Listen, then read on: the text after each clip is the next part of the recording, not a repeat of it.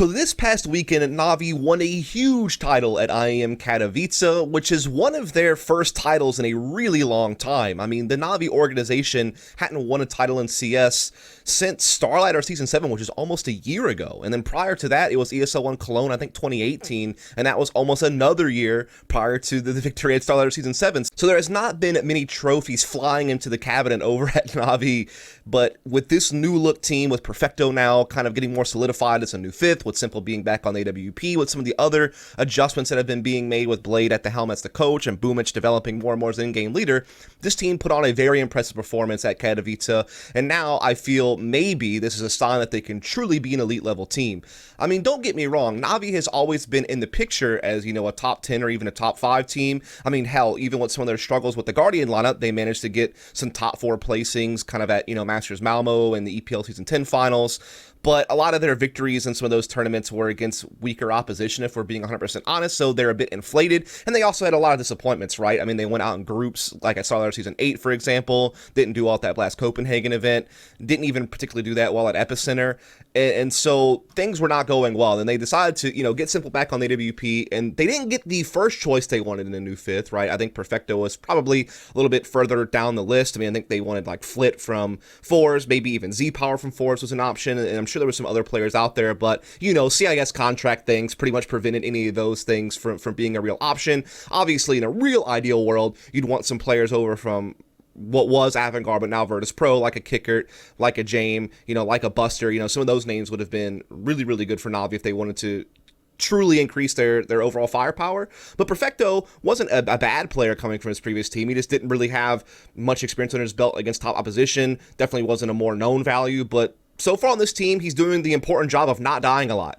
But we'll talk a little bit more about him later, because I think he still is serving some good roles elsewhere also. But no, I mean, this was a really impressive run. Now, coming into Katowice, we couldn't really expect him to win the trophy. We knew the potential was there. I mean, hell, the potential's always been there. Simple and trying to go in fucking God carry mode, they can probably, with the right bracket, be able to get a deep run and maybe a trophy. But to kind of rely on them to be able to get the deep run was hard. And even with this new Perfecto lineup, they'd only played a couple of events with him coming into Katowice. They had the Ice Challenge where they came second place to Mouse Sports, which is fair enough. Mouse was on a tear at the end of 2019, looked like the second best team in the world underneath Astralis there, and so that is fair enough. But their wins, again, they were against Godsent and OG, so they didn't really get crazy value series wins there, so it was really hard to gauge how good they really were. I mean, they did take a map off of Mouse in the finals, I guess. They beat some okay-ish teams in OG, but Godsent I don't really rate very much, so it wasn't a whole lot to learn from here. Then you go to the Blast Premier Spring, and this is where you get a little bit interested, because they did beat Astralis in the best of 3 at this tournament. It was a close best of 3. It was definitely very grindy, but they did get a win over the greatest team of all time, the #1 team in the world at that moment. And so that got you interested. And then they also were able to beat Vitality after losing to them initially in the opening series. They came back and got their revenge on Vitality. And they came and they beat the Complexity team that was really turning heads at Blast. And they beat them, and that pretty much allowed them to top the group and qualify them to the global finals later for Blast Premier Spring. So that all of a sudden got you a little bit more interested, I feel like, in Katowice. Now, going in Katowice, even with those victories under their belts, there was probably still some other teams that you were going to favor to, you know, get the title instead of NaVi. You know, like maybe Astralis gets their act together after a slow start at Blast Premier, and they come back and ascend, and they get the title. Or maybe, you know, some of these other big-name teams that are kind of ranked within the top 10 also were some favorites to do it. But you knew that NaVi had a chance, right? And then they come into this tournament, and their opening match is going to be up against FaZe. Now, they lose the opening map to Nuke in what was a fairly close game. I mean, the first half was certainly very close, but unfortunately it was FaZe on the T side that grinded it out and had the lead, and then their CT side was just up to snuff and were able to close that game out. Then we have a very close game on Dust 2, 8-7, both halves. But NaVi was the one that just edged them out 16-14 for the victory there. And then they had a bit more of a dominant victory, I would say, on Overpass. Like, they never looked back on that CT side in the second half. And I think big CT sides was really the staple of NaVi's run throughout this tournament. And it kind of starts here with this big CT side Overpass against FaZe, where they 2-1 that series. Then we go over to their game against Fnatic, and this is where they do take their only series loss of the tournament. They did lose the opening map on Dust 2. They just couldn't get their T-side going really in that game in the first half.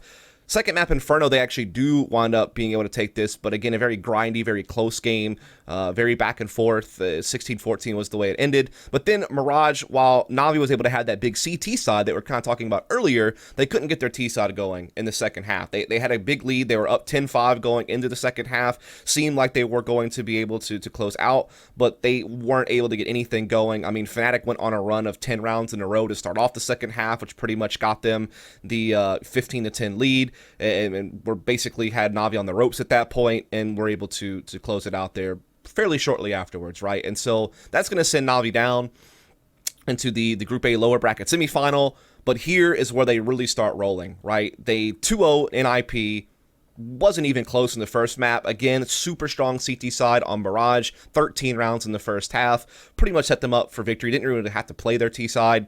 Then you go over to Train, they actually did start on the T side and did well with 9 rounds. So this is one of the few times where they had to start T side and actually got a big start from the offense. Most of the time they were just kind of closing on the offense and didn't really have to do much work because their CT side was so stout to open things up. But here on Train, a little bit of a different story.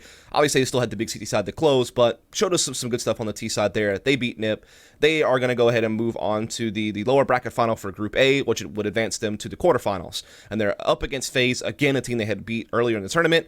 Again, the series goes 2-1. Again, FaZe get the better of them on Nuke, mostly off the back of the fact that they had a really good T side once again. So a little bit of deja vu, I guess, in that regard. But then Navi gets rolling. On Dust 2, brilliant T side. Start off with 10 rounds there. Shut that game out pretty quickly after that on the CT side, only allowed 1 round there. And then Inferno was a bit closer, a bit more of a back and forth, the 16-14 game. So it was probably one of the closer games that Navi had all tournament long, it felt like, because they really started just tearing it up once they hit the playoffs.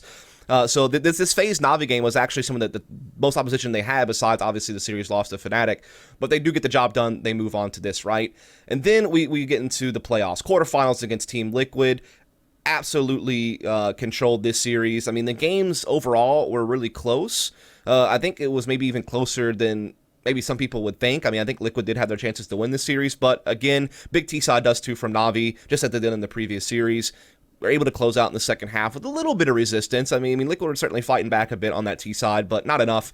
And then Mirage, again, really close game, 16-13, but Navi, again, really good CT side, limited how much Liquid could get on their T side, and then they were able to eventually get the rounds they needed. But again, it was a bit of a slog. Like, it was definitely a very tight race in that second half on Mirage. Each team was getting like a streak of a few rounds here and there, but Navi eventually able to 2-0 that series and move on to play against Astralis in the semifinals.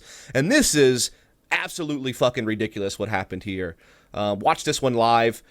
Navi absolutely crush Astralis on T-side Dust 2. It was just absurd how good they were at just running default and calling mid-round audibles, and is seemingly always getting what they needed out of those mid-round reads. They were reading the game so well. Then you would have these rounds where Electronic or Simple would just go do something by themselves, like Simple just runs out mid with an op or something like that, gets a kill into CT spawn or outside B or something, and just blows everything up. And it was just ridiculous just how successful they were in pretty much all their opening duels. They were able to get so much space early on in every single round, it felt like. They got to run their strats with, like, really, Astralis never able to disrupt them or cause them to have to second-guess themselves. It was just, I've never seen Astralis get dismantled like this. Like, it was actually just absurd how they just crushed them. This 14-1 first half. That was, I think, the only other time that someone had done this to Astralis was only one time in the 2 years that Astralis have been playing together, which was the North team from DreamHack Masters Stockholm a while back. So that is how long it was since they got this dismantled on Dust 2. Then Nuke, very similar story. Massive CT side from Navi, crush it, win the series. Astralis only gets 10 combined rounds. I think prior to this, their worst series defeat was maybe 20 combined rounds or something like that. So Navi more than doubled that margin. And again, this is only like the 8th time or so that Astralis has been shut out in a best of 3 or best of 5. And this is, again, some of the few times that Astralis have been limited to single digits within a map. And it's certainly their biggest series defeat overall. So it was just absolutely absurd what Navi did here against. This was really when you knew that I think Navi is going to take home the trophy now. Like, when they dismantled Astralis this severely, it just seemed like there was nothing that could stop Navi at this point. I mean, G2 had certainly a hot run in their own right, and I'm going to do a separate video on G2 because I think they accomplished a lot here too in Katowice, but it just felt like Navi were destined to win at this point. They were just looking so hot, and it just seemed like nothing could stop them. And then, sure enough, we go over to the grand finals. It's a best of 5, and NaVi crush. 2 of the maps weren't even competitive. The opening map on Nuke, massive CT side from NaVi, never look back, 14 rounds again, deja vu from what they did to Astralis on Dust 2 in the semis. This game was over. Dust 2 was a better contest. This game was certainly a bit more of a back and forth. It was 16-13 victory for NaVi. Really tight halves, both halves. G2 even had the jump on NaVi there. Like, they were up 7-2 on their CT side in the first half, but then, you know, NaVi were able to run 6 rounds in a row to close out the half and actually be out on top. 8-7, I believe it was, if I'm doing my math correctly, yeah. Then you go into the second half, NaVi have a hot start. They win pistol, they get ecoed in the second round, but then they come back and win 4 in a row. This puts them at a 13-8 lead. Now, G2 do grind back 5 rounds in a row of their own to really make this a close game. It was tied 13-all at that point, but NaVi able to close. And that was really the end of the finals, it felt like. Like, it seemed like G2 was just so deflated. When you go into Mirage, there was just nothing there. Another 14-round CT side from NaVi. These crazy huge CT sides were a big staple of NaVi throughout, and this is going to propel them to a victory. As far as how the players performed individually before we start talking about strategy, I mean, obviously, Simple was just ridiculous. Plus 119 on the KD ratio. He had a 1.33 rating. Absolutely crazy stuff. He pretty much topped every single category you could think of, and we already mentioned rating and KD difference, but he also was number 2 in damage per round, just under Elige by a very, very small margin. He was also, obviously, number 1 in kills per round, number 1 in lowest deaths per round. Had, you know, some of the most rounds with 1+ kills, like multi-kill rounds. He was just under Rops in that regard with percentages on that. He was, you know, doing great in clutches. He was, like, ranked within, I think he was tied for second in 1vx situations.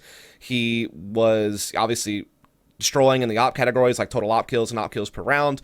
He was also crushing it in total opening kills, and he also was number 1 in success in opening duels. So just incredible stuff. It's actually unreal how many tournaments now that Simple has gone plus 50 or better on the KD ratio. He's also had several events where he's been over plus 100. Just an absolute monster. Back on the AWP, back to just being able to pick people apart now that he has that weapon in his hands. Just incredible. Back to basically being at that level where he was considered the best player in the world. Now that Simple is back to being comfortable, he has a great team around him. I feel like he could maybe have his best year if this keeps up, but certainly this will be one of his best years. The numbers will wind up leading him to, again, being in that discussion for best player of 2020, it feels like, if he keeps this up. No doubt about it. As far as other players, though, I mean, he wasn't alone. You know, I felt like Boomich actually had a really good tournament here in the in-game leader position. Not just in-game leading, but also being able to frag out, being able to create openings. He was the entry fragger in a lot of situations. He definitely had a lot of opening kills, definitely was doing well in all those different categories, had a good KD ratio, had a good rating. Definitely a guy that had a lot of impact in either getting the opening kill just outright or creating space for someone like Electronic to slip in and trade off of him or what have you. Just being able to do a lot of things at once. And I think that it must be applauded how well Boomich is developing as not only an in-game leader making good mid-round decisions, which I'm sure he's being assisted by, obviously, Blade as a coach, but also other players on the team who are going to be vocal, particularly someone like Simple, who I imagine has a lot to say. But yeah, being able to frag, keep up, not be a burden, definitely a huge step up from what Zeus was as a fragger for this team, which just increases the overall skill ceiling, which means you have more weapons, which is part of the reason why their CT sides are so strong. When you have so many players who are capable of fragging well, it's really going to help out your CT sides, and that was evident throughout the tournament. So tip your hat to Boomich. He was actually the second best rated player from NaVi across the tournament. Electronic was certainly not far behind, and he certainly had his impact known throughout the tournament. One of the biggest things you have to look at from Electronic was the fact that he was also way up there in total opening kills. He actually had a little bit more than Simple in that regard. He was also ranked in the top 5 for opening kills per round and was just super good at getting those kills. It felt like a lot of the times when it was like a set piece or some type of late run execute, Electronic would kind of be behind Boomich, just kind of that trade fragger creating openings. But when they were playing defaults and it was more early round situations, Electronic had a little bit more freedom to just go for picks, you know, whether that be top banana on Inferno just going for the pick, or whether that be like down mid on Dust 2, or these different situations where, you know, he could kind of just be the one taking point. He was really successful in getting those kills. We talked about this time and time again, that sidekick to Simple, that guy who can at times even outperform Simple. Just crazy to have him alongside Simple. It's such a great tag team duo for fragging, for playmaking, for impact. definitely saw that here. And then when it came to other performances, I mean, Flamey, I thought did fine. You know, he wasn't, you know, turning heads as much as some of the others, but again, did his job, you know, and in some cases gets back to more comfortable roles, I feel like, for him now that things have shifted a bit with Perfecto being on the team. And then Perfecto, I mean, this guy did basically what everyone hoped he would do, which is just not be a burden. You know, he doesn't have to necessarily be a star or even have a lot of impact. He just has to be a serviceable rifler who just kind of fills roles that other people don't want to play or that just needs to be taken up by someone, be a bit more of a lurker, you know, cutting off rotations on retakes when NaVi's on the T side. You know, he was always the guy just kind of lower B tunnels to middle, just cutting off rotations when teams were trying to retake the A bomb site. Different things like that, right? You know, that's kind of the type of roles that he serves. But he also won a ton of clutches. I mean, he gets put in a lot of mid to late round situations because of his play style and because of the default positions he plays, and he capitalized on it. He was actually number 1 in the tournament for 1vx's1, just one above simple. So that's pretty damn good. Also, when it came to just not dying, that was also really big for him. I hate to put it that way, but that really is important. I mean, we all know about how he didn't die a single time in that one half against G2 in the grand finals, but when you stretch that across the entire tournament, he was actually number 2 behind Simple in deaths per round. So he was crushing it and staying alive, making sure that he was viable in mid to late round situations, making sure that he wasn't giving advantages over to the other team. All in all, when you look at NaVi, tactically speaking, you can really see it coming together. You know, obviously on Dust 2, Simple had to play B tunnels and such on defaults in the past when Guardian was on the team as the op, but now he's back to opping. Perfecto takes over that role in the B tunnels. Flamey gets to be kind of a hybrid player, playing outside long A where he can be active and entering at long A or taking map control there, but also can just hold position and let other players kind of be the ones creating openings. You know, obviously got that Boomich and Electronic fragging duo, that entry duo that seems to pretty much span the entire map pool from what I can tell. Those are the kind of the main rifle playmakers on the team to create openings. Again, Flamey can be at times, you know, if he finds a timing at long A on Dust 2 or a timing on like coming out Palace or A-Ramp on Mirage or something like that, he could create those openings too, or maybe like a timing play off balcony on apartments on Inferno. But a lot of the time it is Boomich and Electronic that really seem to be kind of that wrecking crew with the rifles that seem to be successful. And then you have Simple, who's the guy who also creates his openings with the op, or maybe 5 rifles, he's going to be in the mix as well trading.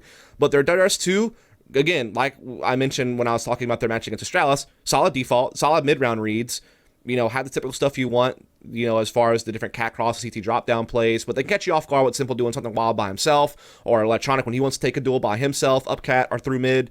That's when they can change the pace. They have some set pieces they can throw in as well. But all in all, you know, just pretty solid, you know, default structured CS and just executing it well.